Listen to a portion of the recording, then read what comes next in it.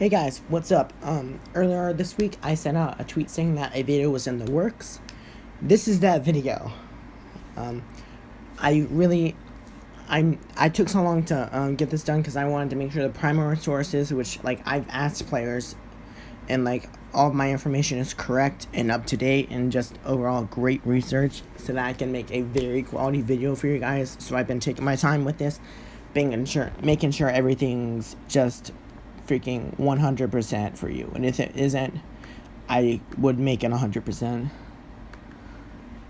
And thank you to the players that gave me most of the information, like Baptista, Tanner Sorenson, not the Tanner Sorenson of the, I believe, Los Angeles Kings. This one is the Kalamazoo Wings. Both were 74 and both can fucking score. Wait a minute. Never mind. And Joel Rumple, he definitely helped me. Jason Kasdorf. I've just had a really great experience asking these guys. So let's get into it. I can find where the freaking questions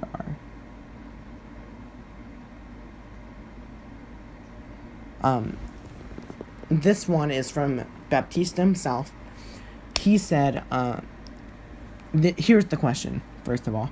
How do hockey teams choose the alternate captain? Because, they take a vote for the captain, but how are the alternate captains actually selected? Baps had said, he's never been a part of the process. I've been chosen in the past because of his work ethic, character, and commitment to the team. If I was choosing assistants, it would be guys like that. And I totally agree. Just again, a thank you to every freaking person that helped me out with this video. You guys are the best, 100% the best. And we've all seen the starting lineups getting selected in the locker room, But here's the question for you. Here's at least one of the questions. I asked him 4 questions, and his response answered all 4 of them to the point where I was really happy with it.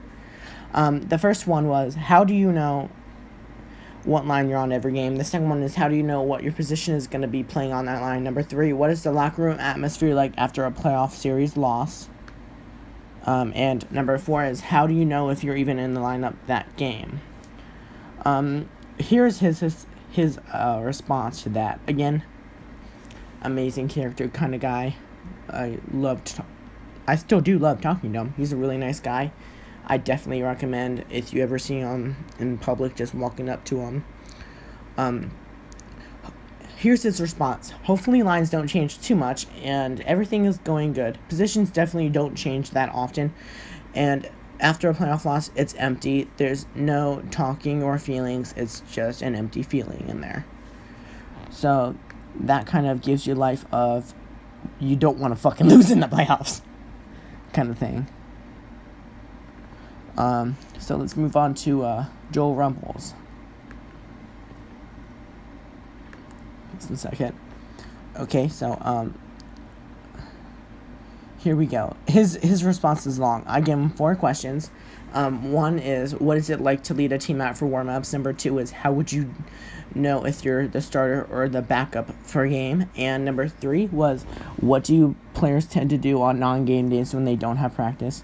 Number 4 is, what is the biggest obstacle for a professional hockey player? Oh wow, I didn't see that he numbered them until right now. Man, this guy's good. And that's why I love Joel. He only gets better as you play him, and he's a really nice guy. He doesn't lose confidence any that I've seen. He's a really great goaltender, really great person. He's just overall the full package that you want in a friend and a best friend kind of guy. Number 1 is, here's his responses. He said number 1 is, he has always enjoyed being goalie, and that's one perk. There is not a feeling quite like leading a team out, especially opening night. Excitement, nerves, and sense of pride is it's pretty amazing, is what he said for that first one. Number 2 is, most teams will tell you at practice if you are the starter or the backup so that you can mentally prepare.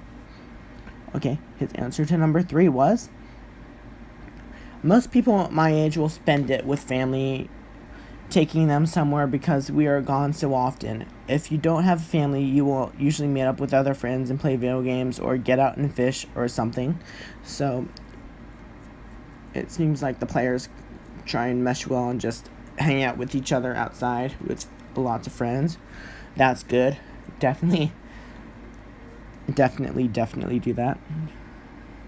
It's very, very healthy for you to be getting out and spending time with friends. And his answer to number 4 was, the hardest part he thinks would be having as many crazy talented players and only a certain number of jobs available. You can't just be good, and he said, you just can't be good. You have to be great.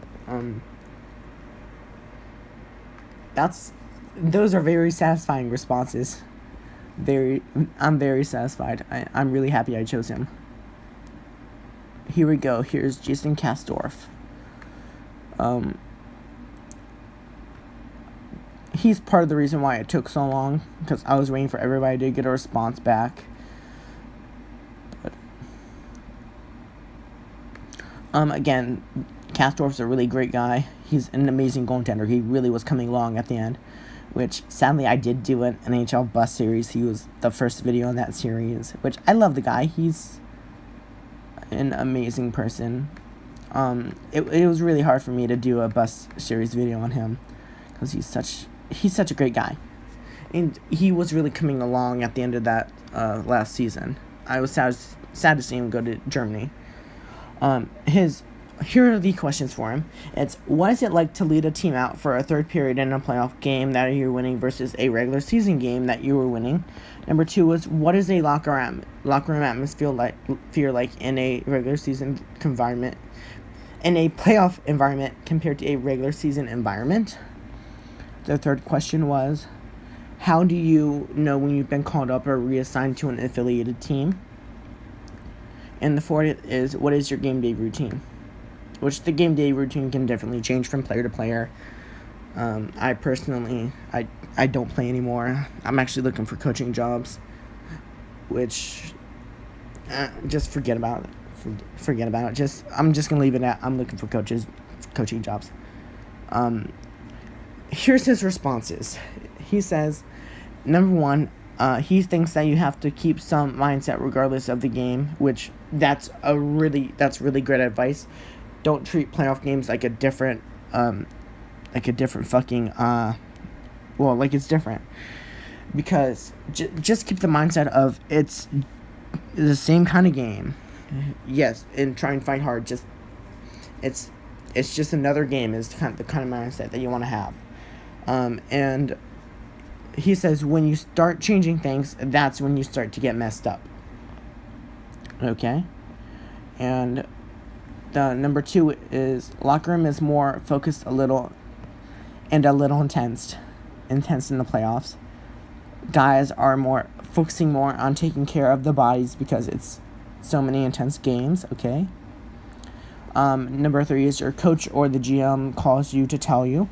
So he'll literally call you up on the phone. That's really great to know. I especially asked Jason that question because I get really great responses out of him whenever I ask him a question. He's just a really great guy. I can't say enough about how great of a guy he is. His fourth response was, for me, the only thing I really try to do is make sure I get a few good meals and a nap. Which that's good, because every time I get home from somewhere that I've been, like a long day, like at work, I'll just take a nap. I'll take a 1-hour nap as soon as I get home. I don't even try and do chores. I just take a nap and then I'll get on to my chores. So he's got that right mindset. Just take a nap. That would be my fucking dream. Just having a teachers in high school have said, hey, kids, you want to take a nap? Okay, great. You guys can have a nap today. Nothing much to do. That would be amazing. Sadly, that doesn't happen in real life or in school, so let's see. I'm bringing up the next one. I think there's one more.